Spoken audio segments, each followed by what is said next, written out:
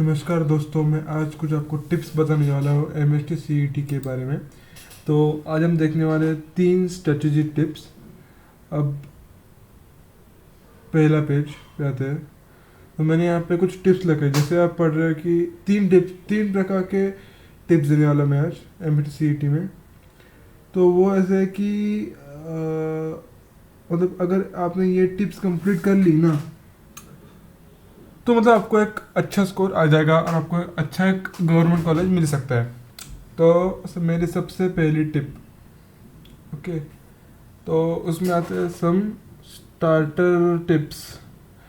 अब ये सम starter tips में क्या होता है कि जो बच्चे पहले से पढ़ रहे हैं या फिर सोच रहे कि सीईटी की तैयारी कैसे करी जाए, या फिर अभी सोच रहे कि अब सीईटी को फोड़ना है, उनके पास 2 साल है अभी भी, तो अब कैसे फोड़ो, वो दूंगा। दूसरे इसमें some of the most important tips, जो मतलब टॉपर्स या फिर जो पहले से पढ़ रहे हैं, मतलब 6th 7th 8th से एंट्रेंस एग्जाम्स की तैयारी कर रहे हैं, उनके लिए कुछ टिप्स। और लास्ट होगा उन बच्चों के लिए टिप्स, एग्ज़ाम सेवर। ये उन बच्चों के लिए टिप्स हो गए कि जो एग्ज़ाम के वक्त ये वीडियो देखने वाले हैं और उनको इन टिप्स से बेनिफिट होने वाला है। तो आज की वीडियो को शुरू करते हैं। तो चलो, आज हम सेकंड स्लाइड पे जाते हैं। ओके, सो इसमें आप कुछ टिप्स देख रहे होगे, तो जैसे पढ़ लेना, जस्ट अ सेकेंड। ओके, सो इसमें आते हैं सम स्टार्टर टिप्स। सो इन स्टार्टर टिप्स में क्या आता है कि never ignore the board text book.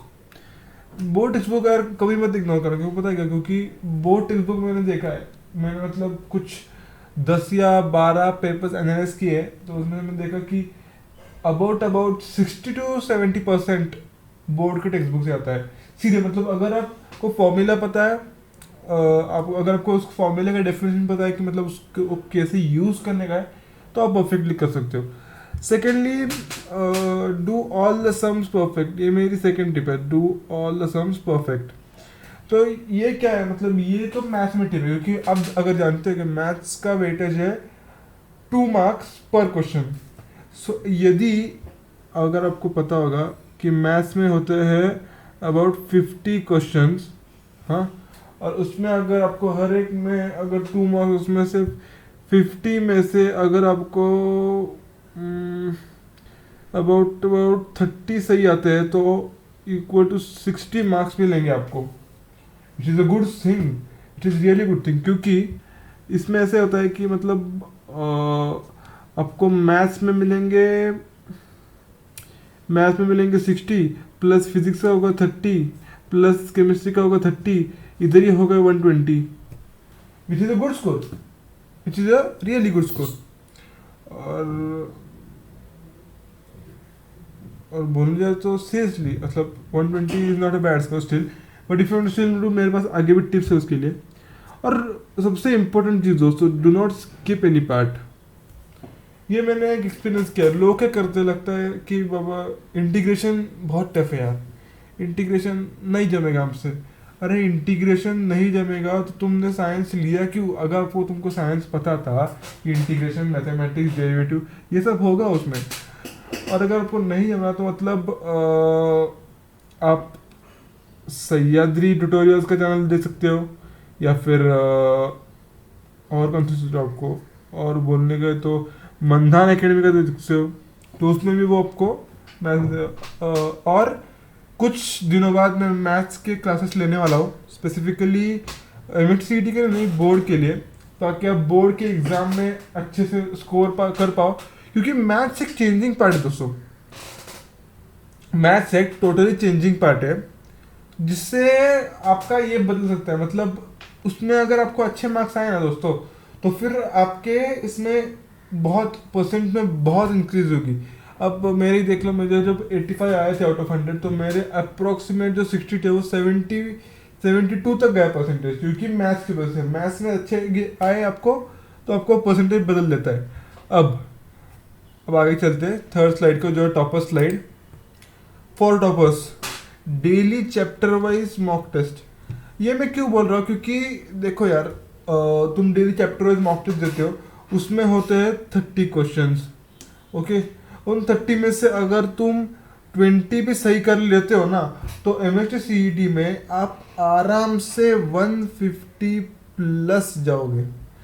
नहीं किए और अगर आप लास्ट को चैप्टर्स करने गए तो आप, मैं गारंटी तो 120 प्लस भी जा पाओगे, और 150 प्लस नहीं। मतलब I can guarantee you if you do not solve daily mock test. Secondly, analyse and resolve. ये मैंने क्यों किया? पहली चीज हम देखते हैं एनालाइज के बारे में। एनालाइज क्यों करते हैं? एक बार आपने टेस्ट दिया, ओके, छोड़ दिया, नहीं चलेगा, सीरियसली नहीं चलेगा। क्यों पर नहीं चलेगा? क्योंकि आपने जो टेस्ट दिया था एनालाइज करना भूल गए आप उसे। तो अगर आप उसे एनालाइज करेंगे तो आपके अगले टेस्ट में जो सेम क्वेश्चन आएंगे, फॉर एग्जाम्पल मैंने देखा है मैथ्स के टेस्ट में, तो अगर समझो 2 x log 2 अगर ऐसा आंसर आया था होगा, तो कुछ क्वेश्चंस में उसी क्वेश्चन को चेंज करके 2 x log 2 का आंसर आपको सेम दिखेगा, और उस वक्त आप पछताओगे, इसलिए आपको एनालाइज करना चाहिए। अब मैं बोल रहा हूँ रीसॉल्व क्यों करना चाहिए? रीसॉल्व इसलिए क्योंकि जब आप एक बार एनालाइज कर लेते हो, ओके, आप 3 दिन तक याद रखोगे, 4 दिन तक याद रखोगे, 5 दिन तक याद रखोगे, पर छठे दिन आप पूरा का पूरा भूल जाओगे। सो सेकेंडली आपको जो करना है इसमें तो वो है रीसॉल्व। रीसॉल्व मतलब क्या कि आपने जो भी क्वेश्चन किए थे ना, उनको आपको फिर से एक बार दोहराना है। यदि आप उनको फिर से दोहराते हो तो आपको मतलब पूरा का पूरा रिवाइज हो जाता है। अगर आप रिवाइज कर लेते हो तो आपके मतलब नियरली सारा पोर्शन खत्म हो जाता है। हाँ, बोलने गए तो आपको पहले तो सारे फॉर्मूले करने पड़ेंगे, वो तो है बाय डिफॉल्ट, पर अगर आपने एनालाइज और रिसॉल्व ये 2 चीज कर ली ना, तो आप सफल हो जाओगे और आपको इन टेस्ट में कम मार्क्स आने की क्षमता बहुत कम हो जाएगी। और अब मैंने इस मॉक टेस्ट इस पार्ट को हाईलाइट क्यों किया मैंने इस मॉक टेस्ट के पार्ट को हाईलाइट? क्योंकि मैं जानता हूँ मॉक टेस्ट देने से, अगर आपके मॉक टेस्ट में आ रहे 120, फिर आ रहा है 110, समझो एक बहुत ही पुराना बच्चा है, उसको कुछ अभी नहीं आ रहा, इसलिए उसके अब 60, फिर ग्रेटर हो 70, फिर ग्रेटर हो 80, फिर ग्रेटर हो 90। अरे पर आप ये नहीं देख रहे 80 + 10 = 90, मतलब हर वक्त वो 10 मार्क्स बढ़ा रहा है, which is a really good thing. होता नहीं है लोगों से। अगर ये हर वक्त 10 मार्क्स बढ़ा रहा है तो सोचो अगर उसने 35 दे दिया तो वो नियरली 350 मार्क्स बढ़ा रहा है, विच इज 350 डिवाइड बाय 2 किया तो अबाउट 170 वो लाता है, 175 वो लाता है, 175 वो एग्जाम में लाता है MHCET के।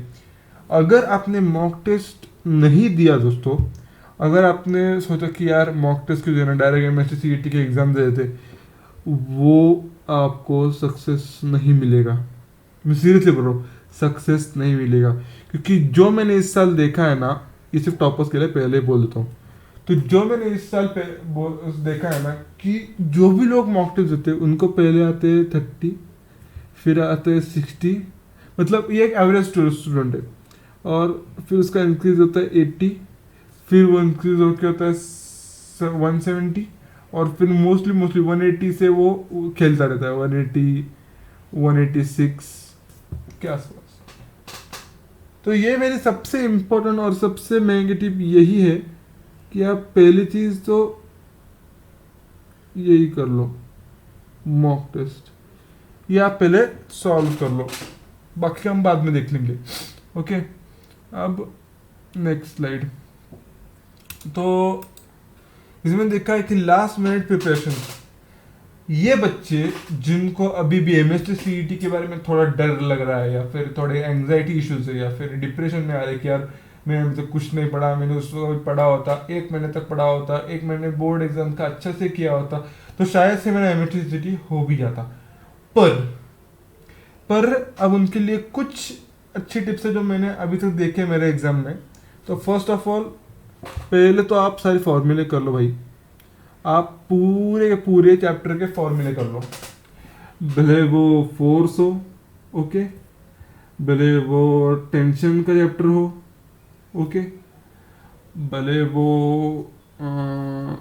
इंटीग्रल का चैप्टर हो, डिफरेंशियल का चैप्टर हो, कौन सा भी चैप्टर हो, वी डोंट मैटर, पर हमें क्या करना चाहिए, पहले फॉर्मूले रिवाइज करने चाहिए। अब फुल लेंथ मॉक टेस्ट, ये देखो कि आप कहोगे कि भैया कि फुल लेंथ मॉक टेस्ट क्यों देना है हमें, सही है ना, फुल लेंथ मॉक टेस्ट हम दिए क्यों। अब देखो पहले तो मैं बताता हूँ, फुल लेंथ मॉक टेस्ट में आपके अगर आ रहे होंगे रेंज ऑफ मार्क्स समझो 30+, ओके, फिर हो गए 50+, फिर हो गए 120। अरे पर तुम इस देख 30 से वो 50, उसने 220 मार्क्स का जंप किया, 50 से 120 उसने 70 मार्क्स का जंप किया, ये मजाक नहीं है दोस्तों। और इसके बारे में इतना टेंशन मत लो यार, एग्जाम के बारे में कूल लो, शांति से करो काम जो भी करना है।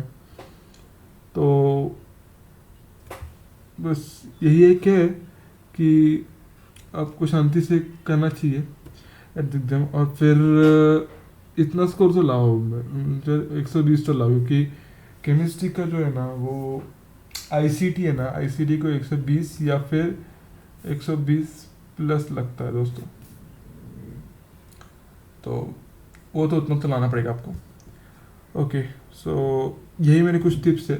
और यार पढ़ाई करते रहो, डेली करते रहो, आप डेली भी करोगे ना, डेली डेली 6 आवर्स, अगर आप डेली भी 6 आवर्स करते हो तो भी आपकी प्रोडक्टिविटी 100% होगी, 100%, योर प्रोडक्टिविटी विल बी 100%। सो आज के लिए बस इतना ही, और अब हम नेक्स्ट स्लाइड को मूव करते हैं। तो यार वीडियो को जाने से पहले अगर आपको लगा अच्छा लगा होगा तो लाइक कर देना, शेयर कर देना और सब्सक्राइब भी कर देना आगे ऐसे टिप्स देने के लिए फाइनली। और मैं सोच रहा हूँ कि मैं एक मैथमेटिक्स बोर्ड की बैच शुरू कर दूँ, शायद से मैं शुरू करूँगा 1 जनवरी से। अगर आप इंटरेस्टेड हो तो मैं नीचे गूगल फॉर्म का डिस्क्रिप्शन दे दूँगा, गूगल फॉर्म वो भरिए और आपका इशू कंप्लीट कीजिए। मैं आपको ग्रुप में ऐड कर दूंगा, व्हाट्सएप टेलीग्राम के उसमें आपको अपना नंबर, उसमें आपका अपना नंबर और ईमेल आईडी देना है। तो 1 जनवरी से मैं मोस्टली बोर्ड्स की तैयारी शुरू कर देने वाला हूँ। तो जो भी बच्चे बैचेस में इंटरेस्टेड है वो नीचे गए डिस्क्रिप्शन में गूगल फॉर्म के वो एक्सेस कर सकते हैं। सेकेंडली मैं डिस्क्रिप्शन बॉक्स में ये देने वाला हूँ इसका PDF फॉर्म, ताकि आप कभी भी एक्सेसिबल रह जाए। तो thank you for watching video, और सब्सक्राइब करना मत भूलना यार। मैं नीचे दे रहा हूँ गूगल फॉर्म का लिंक, तो प्लीज़ उसमें जाके अपना जो भी है ईमेल आईडी अपडेट कर देना। और ईमेल आईडी अपडेट करना, आपको ईमेल की बैच शुरू होने से पहले आपको ईमेल आ जाएगा कि बैच शुरू होने वाली है। अगर आप इंटरेस्टेड हो तो और ही गूगल फॉर्म नीचे दिया जाएगा, उसमें आपको फ़ोन नंबर ऐड करके फ़ोन नंबर मतलब टेलीग्राम पे हम आपको ऐड कर देंगे और आपकी बैच शुरू हो जाएगी। डेली मैं क्लास लूँगा अबाउट 2 to 3 आवर्स का। डेली मतलब I will not take continuous 2 to 3 hours, I will about take मैं लूँगा मैक्स टू मैक्स 1-1.5 घंटा, ओके, 1-1.5 घंटा लूँगा डेली, और क्लास को मैं कमेंट करूँगा। मोस्टली मैं सिर्फ मैथ्स लूँगा, और वो भी लूँगा अबाउट 2 आवर्स डेली, जिसमें आपको बोर्ड्स कवर होगा, जिसका आपका MSTCT कवर होगा और आपके मोस्टली एंट्रेंसेस कवर हो गए. So thank you for watching the video and bye.